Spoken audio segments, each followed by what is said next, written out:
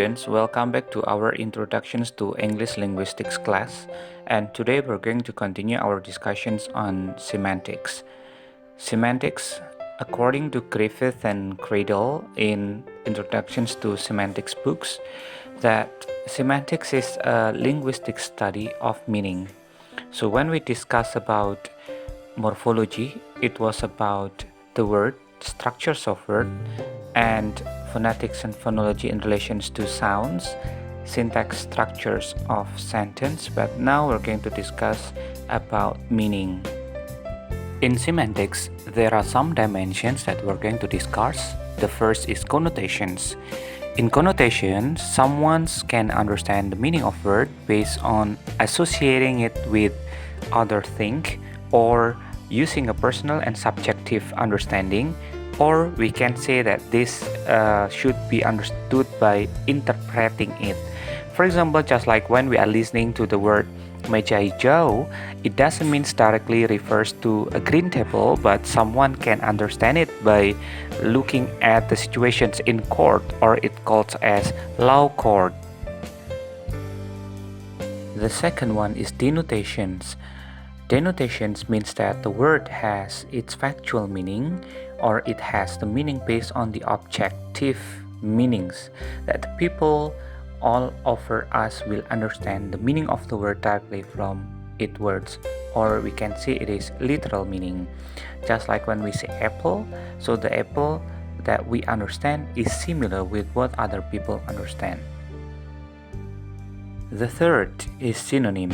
In synonym means that the word has similar meaning or same meaning with other words, so it doesn't create another interpretations.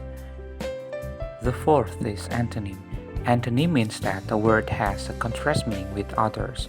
For example, there is love and the antonym is hate. There is deep, so the antonym is shallow. In relations with meanings, there are some other discussions in semantics. The first is figurative languages, and the second is idioms. The example of figurative language are like euphemism, hyperbole, metaphor, and other. In idioms, for example, like kicked the bucket means that the death. And the second one is hang your head, which means shame. So it means that to understand the idiom, we need to learn, while when we need to understand the figurative languages, we can only use our general cognitive principle. Discussing figurative languages, I would like to explain some only of figurative languages. The first is euphemism. Euphemism has an example like spending a penny, while actually when you are going shopping, you spend so much money. So it means that euphemism is a kind of figurative languages that try to mention something more polite or reduce the effect of exaggerating or being true. The next is hyperbole. This figurative language tries to exaggerate anything that the speakers want to say. For example, the speakers say, "This is the biggest night," while actually this is just a night that they are visiting a certain event. The third is metaphor. Metaphor is a kind of figurative language that tries to compare one object to another object. For example, my heart was stolen. The fourth is personifications.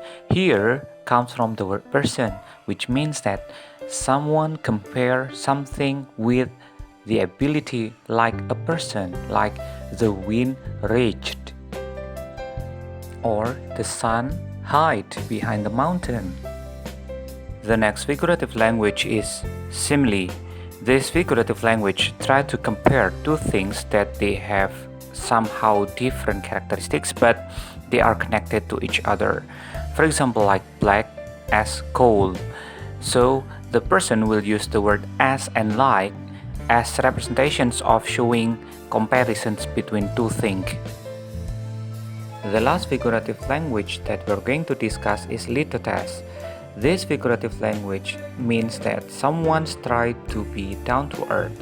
So they do not want to be looked as an arrogant persons, just like an example, welcome to my hut, while actually he or she has very luxurious house. Students, that is the end of our discussions of semantics. So you may give comment on this video, or you may discuss further in our online class by providing some other examples, and also you may also ask questions and the other also may respond. See you later and have a nice day.